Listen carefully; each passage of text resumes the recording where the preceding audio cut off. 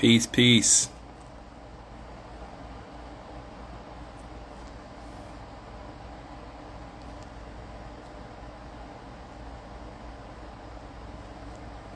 That was my birthday, so I'm gonna share these downloads. Mental health. We about to talk about it. Peace, peace to the queen.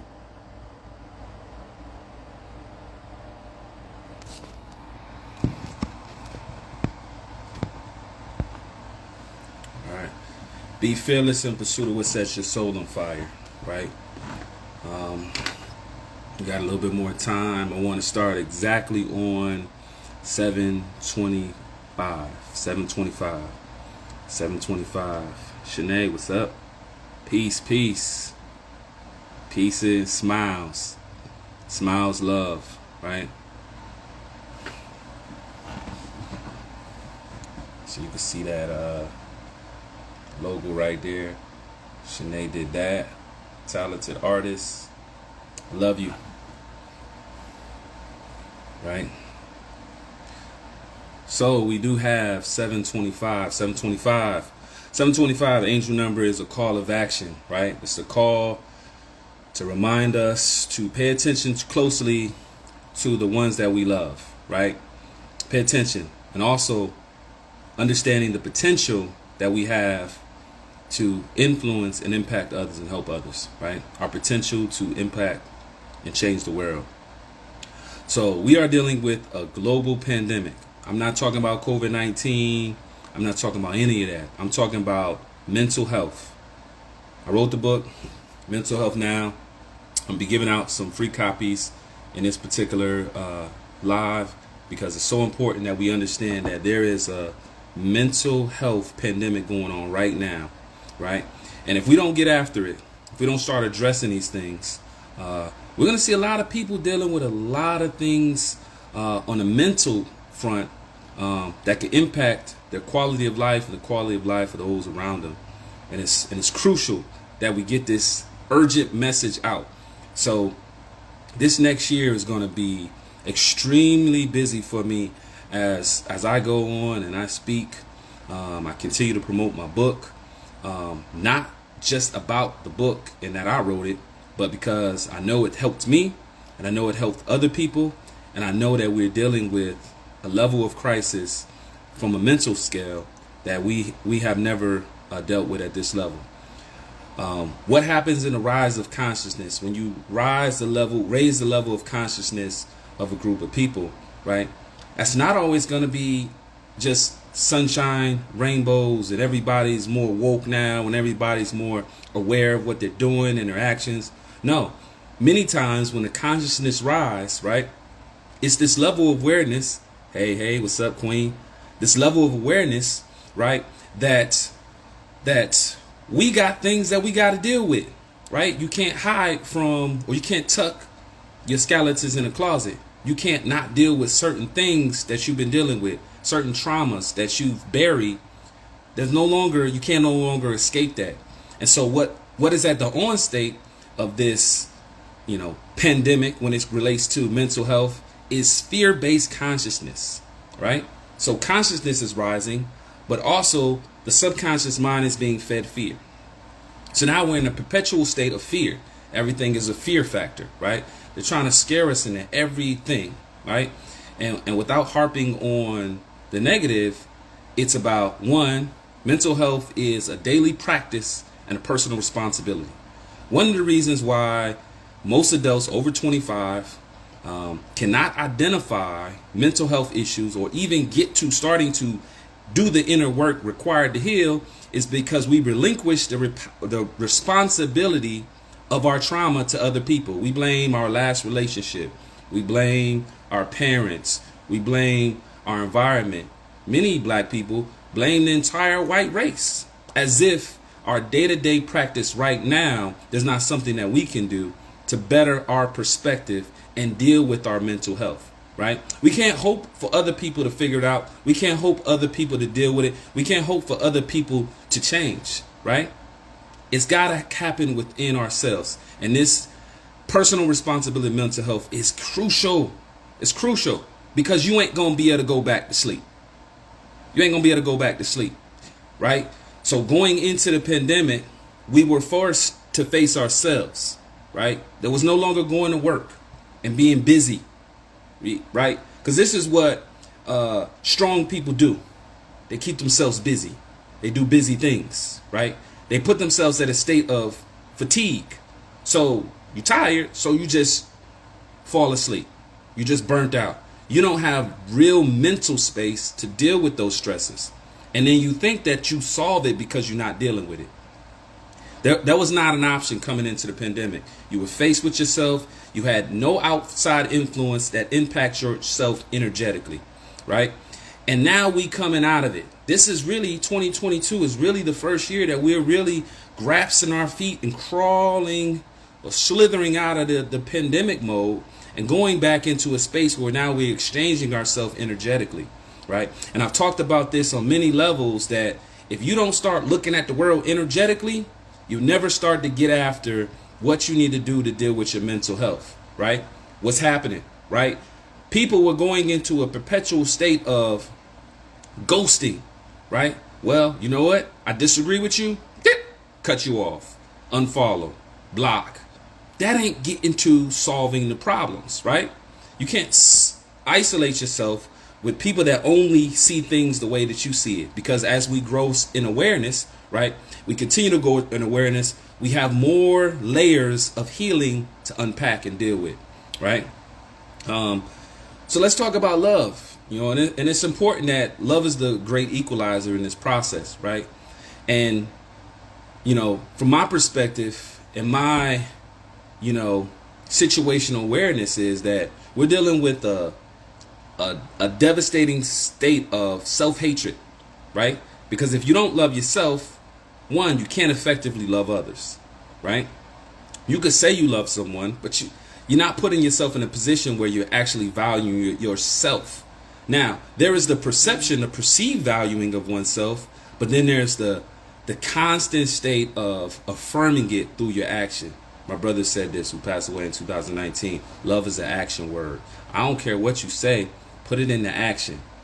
Do the work, right? Do the work to show yourself that you love yourself. So I briefly talk about my mental health story that I rarely share, especially in this public platform. So in 2018, I started seeing a behavioral health counselor after a domestic violence situation that I was a quote unquote victim of, right? And I say quote unquote because for many men, we don't really see ourselves as victim in situations where we potentially could be victimized, or we could be dealing with high levels of trauma based on those interactions, right? What is the sign that you're dealing with a broken man or man that's dealing with high levels of trauma?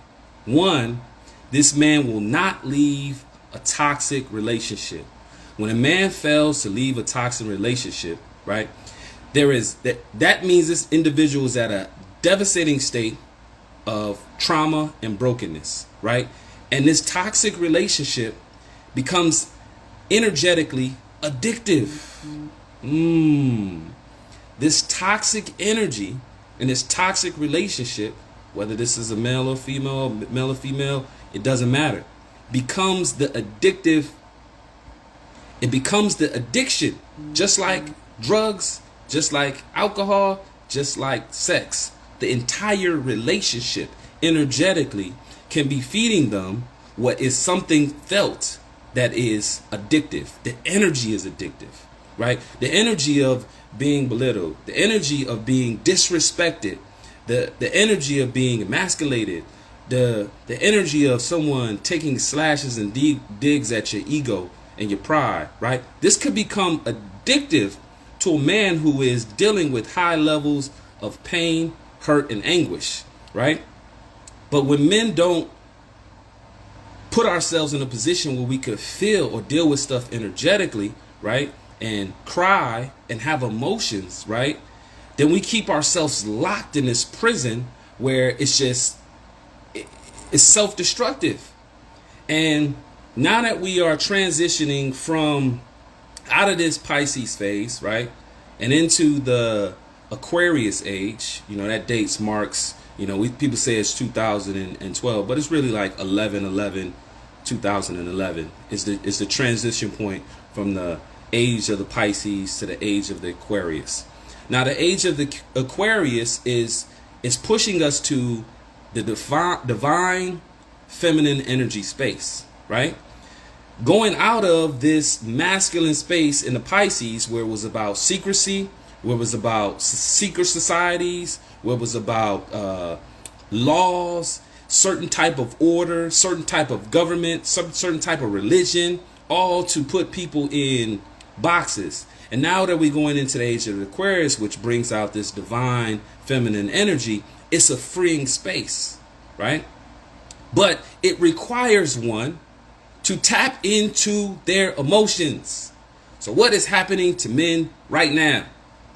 Men on a global scale are being faced with this conscious rising, faced with having to feel the emotions that's tethered to their experience. And if many men haven't been dealing with them emotions prior, this is going to be a challenging age. Challenging age. Challenging age. Now, that's not just for the men. There are some women who live in high vibrational masculine energy who also have to tap into those emotions and also are dealing with a lot of mental struggle transitioning into this age that requires you to feel your emotions. It's a requirement, right? But what happens, right? If men are taught not to cry, now you're 40 years old. You've been taught not to cry since you was 5. Barely even out of a toddler. You've been taught not to cry since you was 5, right? How do now you become an adult and you can't cry? Well, what is tears, right? Tears is how the internal body, right, cleanses itself through the organs, right? So when we go into the state where we are crying and having tears, it is literally us detoxifying and clearing out our heart space. So what happens when you're not trained to do that, or you're taught not to do that? Well, you a cold-hearted son of a gun, right? You're very cold-hearted, and you're not able to process those emotions. But now we're in a space where the universe is making you feel, requiring you to feel, right? So we got a lot of broken men, and there's a lot of passive-aggressive nature. I look on social media, and I told myself this, at the transition of Kevin Samuels. I told myself, this is only the beginning. He's one guy, but there's a lot of guys that feel like that. And if you look at a lot of the major platforms now, right, of men growing their platforms on social media, they all talking about the dynamic between the masculine and the feminine, right? And they're talking about it in the space where it's criticizing the other end, right? It's not about coming together. It's not about unifying. It's about exposing one side or saying, "Oh, look, that's shenanigans," or they look at how they do men, right? And this is counterproductive in this age. But when we talk about men who haven't processed emotions, we talk about a lot of mental health issues going on. A lot of mental health issues going on. And many of these brothers are suffering in silence. Nobody's seeing it. They look fine. They look like they got everything figured out. But deep down inside, that inner child is screaming, "Help me." Screaming, "Help me." So I want everyone to be aware that you are not alone. This is an entire group of people on a global scale that is dealing with a lot of mental and emotional trauma that we gotta start unpacking. That we gotta start, healing. Getting to the point where we're not just healing, but we healed, ED, right? That we heal. You know what I mean? Because the healing process is not just something that you just, I can heal forever. Nah, you want to go to school forever? You want to get to a place where you accomplish something at some point, right? But we always look at healing as this thing that we just continue to do and it never ends.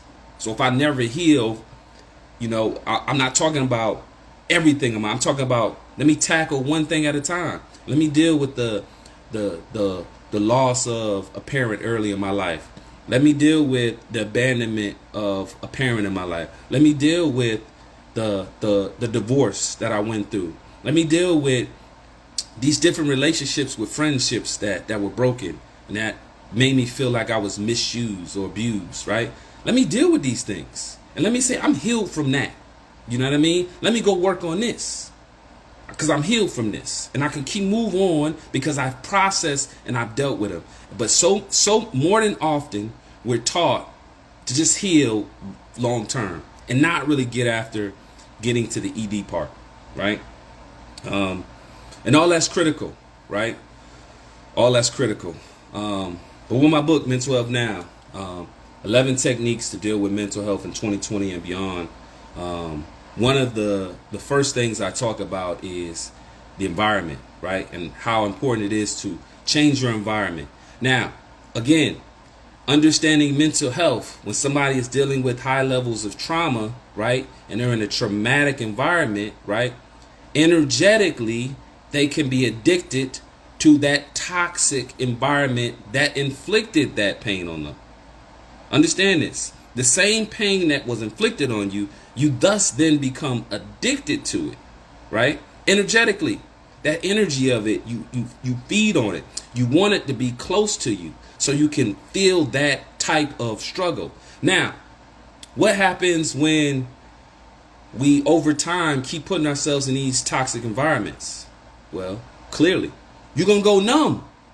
You're going to go straight numb. And I would tell you, when you go numb, the level of traumatic pain that's been happening on your person is at a devastating point. This is you're at a catastrophic state when you numb. When you numb, there's not a little bit of work. There's a whole lot of work that's got to be done. And there's a lot of people that's just numb. They walking around here numb, meaning they got trauma on trauma on trauma on trauma on trauma and not unpacking it, not dealing with it, and they're numb. They can't even feel. They want to love, right? They want to grow. They want to do these things, but the trauma seems too much for them to bear because they're numb. How do we get out of this state of numbness? Well, one thing is we go into these addictive behaviors, right? So if you're numb, you're going to go back to those toxic environments because those toxic environments are the environments where you actually can feel something. Think about that. Think about how deep this is. When you numb, you're going to go back to the toxic environments because that traumatic incident becomes your standard, right? It's your trauma's on 9, right? And you've been at 9 for so long, right? Well, now 8 and 7 don't feel no more. You can't feel these levels no more. So what you going to do? You're going to either go at that level or you're going to go at higher traumatic environments that you're going to put yourself in. It's a vicious cycle. So the failure to deal with these traumas is only going to lead to this continuous cycle where you're dealing and packing more trauma on more trauma. Hey, what's up, Queen? All right. You know, and so that's the process I want you. Numbness, the ability to not produce tears, right? As we age, we get less and less in the state where we can produce our tears, especially men who've been trained not to express those through tears. So if you got a young son, you got a young man that's your child or in your family or somebody that you mentioned, please don't tell them don't cry. Let them express themselves. This is their internal cleansing of that heal. They're dealing with those emotions in real time and they're cleansing them. They're washing their dishes as soon as they finish eating versus washing their dishes a year later. Just imagine that metaphor. Just think about how hard it will be to wash a plate after it's been sitting for a long time versus soon as you finish, right? Soon as you finish eating, then you go rinse it off. It's easy to clean, right? Same concept with healing, right? And so if we're not utilizing the tear ducts to do that internal cleanse, we got to change our environments. It's crucial to change the environment. But if you are a friend of somebody in a toxic relationship and you just say, leave him, leave her, you ain't saying nothing. You think if they couldn't, they would have done that. They would have done that. This is, how do you stop the addiction, right? It's first identifying that there's a mental issue, right? And two, you gotta show, they gotta be, it's gotta be revealed to them that this environment's impact to them. So it has to be a level of self-awareness, right? It has to be a level of self-awareness, and it has to be their responsibility, right? It can't be anybody else's responsibility to get them out of that particular situation, right? But surrounding yourself with good people. Now, this is not just for a domestic type relationship. We're talking about friendships too, right? There's one thing for me in around the same time, 2018, 2019, I really reduced the amount of male influence that I had on my life. Like, women may not know this, but men are actually more influenced by other men than they are for women. Like, men don't do things particularly because women want them to do it. One, we trying to figure out women as a whole is difficult, but we do most things based on men. So the men in your life, right, really create the most influence over you as a man, what you value, what things that you like to do. And men form these little cliques and groups, right? That's a masculine, that's the matriarchal system, where they create these little groups of like-minded people because they put together and they come together with this common likeness, and then over time they become more and more like each other, right? These mirrored behaviors, right? Because what you do is you continue to validate each other, right? And this is where the responsibility in a relationship shifts a little bit, right? I'm an entrepreneur, and I tell you, there is more female entrepreneurs by far than men. Not even close. It's like 80 to 20, especially in the African American community, right? But a lot of times there are married female entrepreneurs that present themselves or look as if they're single, right? Because the man is totally detached from whatever they got going on, right? I say all that to say this is men are highly influenced by what other men are doing, right? And in this patriarchal system, right, men are forming these little groups, right? But as we transition into this Aquarius age, we're going from a dynamic that was masculine led to now a perspective that is feminine led. Now, what's happening to men right now with this shift is we believe, right, as a whole, this is a collective generality, right, that in the system of the matriarchy, right, that women will do the same thing that men did. They're going to do the same type of domination, control, hierarchies and all that. When the reality is they're not. It's a whole new system. It's a whole new structure, right?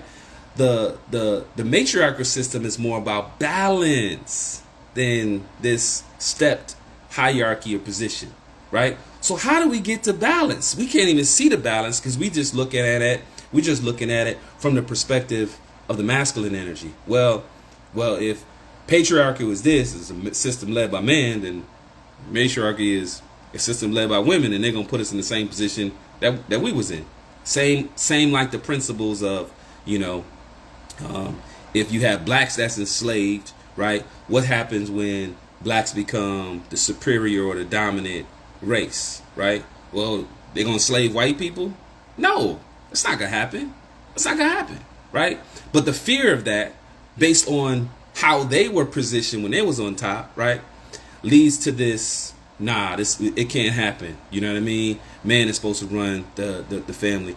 Women is supposed to submit to his man. All of these things that are now getting debunked, that's taking away this illusion of power that men have, are all feeding into the mind when it talks about, mental health. So as the man thinketh and speaketh, that's the way the world is influenced.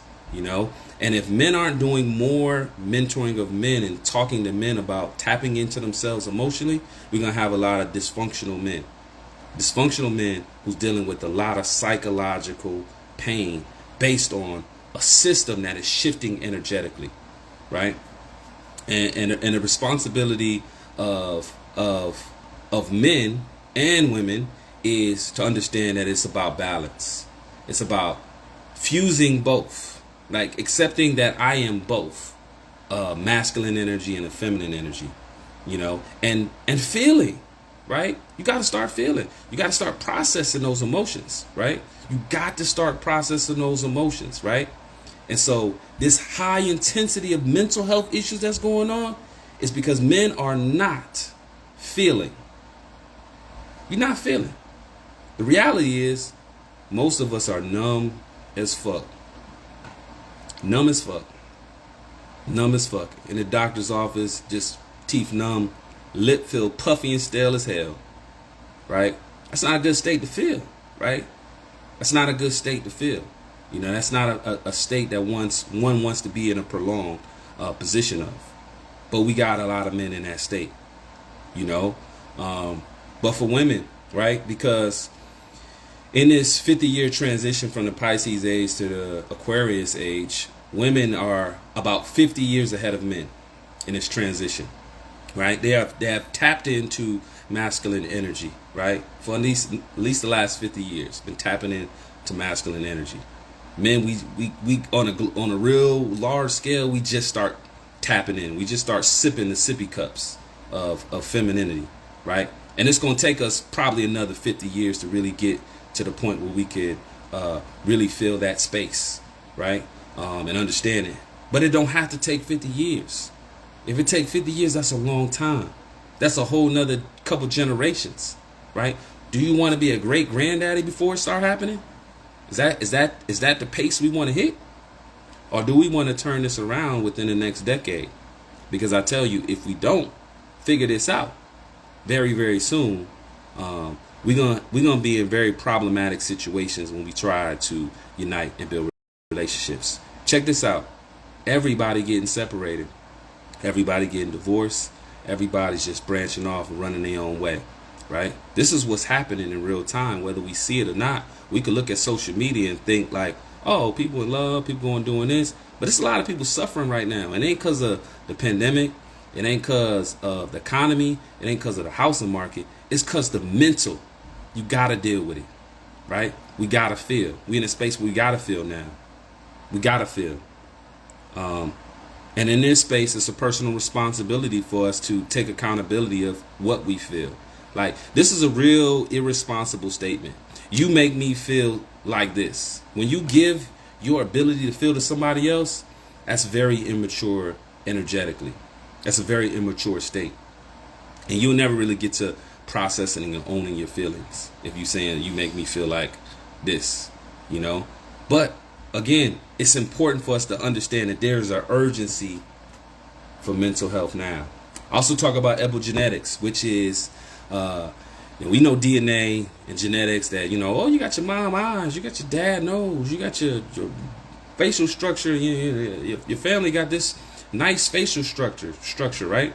But epigenetics is everything on top of genetics, meaning that there is a memory that is transferred. There's a memory. So what this means in real time is the youngest generation always bears the most trauma. The youngest generation always bears the most trauma. The memory of the father and the mother and their trauma is passed down to the child. The memories and trauma of the grandma and the grandpa, both sides, passed down to the child. So in real time, you got the youngest generation living bearing the most trauma. And if there's no communication, there's no healing amongst those generations, they are in it alone. And what's going to happen? People of the later generations are going to look like they got less trauma because of their trauma, they try to put them in better situations. But they're not understanding the fact that epigenetics says those memories are transferred. They're transferred. So even though they might be in a situation that's better, and what they're dealing with, and you look at it, you like, that ain't big. I was dealing with this. Well, yeah, they're dealing with They're dealing with you dealing with. They're dealing with everybody else on that genome code as being dealing with. And this is things that I talk about in the book, and this is the things about taking responsibility. How the hell we out here studying Kemet and we don't know our great aunt? That's silly. Yo, that's mad silly. How we out here discovering and uncovering shit from 10,000 years ago that no one can verify, right? But you don't know your second cousin that's out here struggling from your hometown that you don't talk to? You ain't talked to since you was 12 at your family reunion? What we doing? We have family reunions, we just cook? We just barbecuing at the park? What we doing? Wearing t-shirts? What we talking about? Are we getting after the generational curses? Are we getting after the memory, right? Are we dealing with the trauma? Because that's what we talking about. Mental health now. 11 techniques to deal with mental health, right? So mindfulness and meditation. There's a lot of people that do a lot of meditation. The conscious realm is a growing realm where people have different concepts and ideas of what meditation is, how meditation looks. And if someone is new to that space, they're going to say, oh, meditation is sitting with your hands crossed and you're doing this and you're breathing. Well, we always breathing. So if it's breathing, then we always have the opportunity to meditate, right? Meditate is focus. Meditate is focus. When you are meditating, you are focusing, right? But what happened? We distracted. We so distracted because we irresponsible with things like people make me feel, or I can't control what I think. What? When you say you can't control what you think, what you're really saying is that anything that I receive through my senses, especially my eyes, my ears, whatever, right? I no longer have power or control over what goes into my subconscious mind. Because these come in. They come into your head, your mind, they come into your thoughts, and then your thought processes are. And what you don't deal with, what you don't address, what you don't identify, just gets stored into your subconscious mind. And these thoughts become behaviors, right? These thoughts become behaviors. But again, that's rooted in those environments. What happens when you go and you continues to put in yourself in toxic environments? Imagine yourself doing this. You and living in a house of shit, and you take a bath, and then you go right back in the house of shit. What did you just do? You did nothing. You're still in the same environment. You have to change your environment. That's crucial for us to understand. But meditation you can do very actively. I've witnessed and watched like athletes meditate. Like they in the zone. That's what being in the zone is, meditating. Seen Kobe Bryant in game time situations meditating while he moving. Spin move, juke move in a second. Like to make your mind and your body move like that, you're in a meditative state where you're so focused on what you're trying to accomplish, you can't miss. You that focused. You that laser focus. You got crowds, you got defenders, you got all this noise, but you're focused, right? So that's what meditation is. It's focusing, right? But you can't focus if you avoid it, right? This whole concept of mental health is avoiding these issues. No, you got to face them. You got to face them. Be fearless in pursuit of what sets your soul on fire. Be fearless. Got to be fearless. Got to be fearless. So I know I said a lot. Again, the book, Mental Health Now, the link in my bio. But what I'm going to do is for, I got 7 books here. The books are usually $22. I'm going to sell them for $5 because this is such an important topic. There's not many literatures or pieces of work on mental health. I don't separate myself from the help. So this is not me looking down on you and saying, ew, this is how you deal with your mental health. Here's the game. It's like, no, every chapter I talk about a little piece of my story, how I dealt with mental health and the states that I was in. Many of my lowest moments are recorded in this book. Is to be vulnerable and to be transparent, on what I had to deal with to get to the point where I could be better. Because at the end of the day, I'm still dealing and unpacking some stuff. You know, I'm working on some areas, and I'm getting to the point where now I'm healed. But there's other areas because I let myself get to a point where I was stacking trauma on trauma on trauma on trauma on trauma. So I got to do the work. I got to do real work. You know what I mean? I was like 700 pounds of trauma. It's going to take some real work. That ain't like being 20 pounds overweight. You talking about 700 pounds. I had work to do, right? And many of us have work to do. But understanding that as we grow and we go into 2020, 22 and beyond, right? It's going to be a more presence to feel. You're going to get closer to these emotions. You can't hide from them. You can't run from them. You can't stop. They're going to be present. So you got to start dealing with them. And I tell you, reach out to somebody. Reach out to a friend. Do it. Do a morale check. Do a mental health check. Check on a couple of your friends. See how they really doing. Don't just let them say, I'm cool. If they tell you I'm okay, I'm all right, dig deeper. Go deeper. We are dealing with a global scale of mental health issues. We are dealing with this. I promise you, if you're feeling this, you are not alone. We are dealing with this collectively. The only way to get out of it is to start taking responsibility and healing and being in a state of love. We got to get to the love frequency, right? Because energetically, right? Energetically, we're addicted to these toxic environments because of one's trauma. That's just the facts.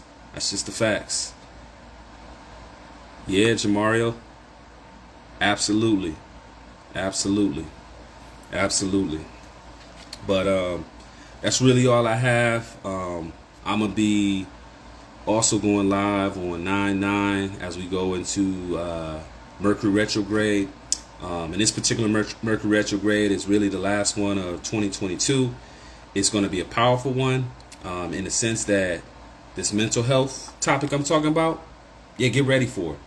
Now, most people who are now coming to new awareness of what Mercury retrograde is, like, oh, don't sign no documents, don't do new things, right? That is not what Mercury retrograde is about. It's not about pausing your life for 5 weeks. That's silly, right? It's about you got to make hard decisions now. You got to make them now. This is about, yes, this Mercury is going to force you to deal with some shit that you should have been dealing with before. Of course. Of course. But don't take the Google search on what Mercury retrograde and say, you know what? I'm going to take a time out. I ain't going to do nothing. Things are already a little wonky. Ain't nobody going to communicate right. I'm just not going to do anything for 5 weeks. I'm going to wait this shit out. That's silly, right? Mercury retrograde is not about waiting it out. Mercury retrograde is about now. It's an urgency because in this span, we're talking about the 9th of September to the 1st of August, you can get a lot of shit done. You're going to be able to get a lot of stuff done. But you can't pause your life over it. You can't pause your life over this Mercury retrograde. You got to push and drive through it. You got to deal with these tough situations. You got to deal with these toxic people right now. Don't wait. Don't believe the hype on this fake concept of Mercury retrograde. Mercury retrograde is not a bad thing. It's necessary pain. Necessary pain. You already got the pain. You avoiding it. You ain't dealing with it. Might as well deal with it because it's about to come center focus to you right now. Get better at communicating. How about that? If it's going to be tougher to communicate, get better at it. Right? If people are going to come and arise themselves and throw themselves back in your life, deal with it. Figure it out. Get to it. Because you'll be able to get leaps and bounds and you'll be able to catch up from the time that you wasted on dealing with that particular trauma throughout this year of 2022. Right? And it's important as we close this year. This year is the 6th energy year, 222. 222, angel number. We talking about this is about family. This is about caring for loved ones. This is about looking out for loved ones. This is about community. This is about togetherness. So as we transition into the fall and into the winter seasons, we got to come into a space where now we're visiting family on these holidays, celebrate them or not, visit your family, break bread, right? Get some bondship with your family. Like, go deep into the connectivity of loved ones. because anybody's day could be over. Life could be over tomorrow, and you don't want to deal with that type of pain if you're not present in dealing with your loved ones and feeling and emotionally attached to whatever y'all collectively got going on. So I'm gonna end this. I appreciate y'all. Again, DM me if you're interested in the book. This is a perfect gift for a family member or a loved one that's dealing with something. Highly recommend. This also has resources in it. It also has some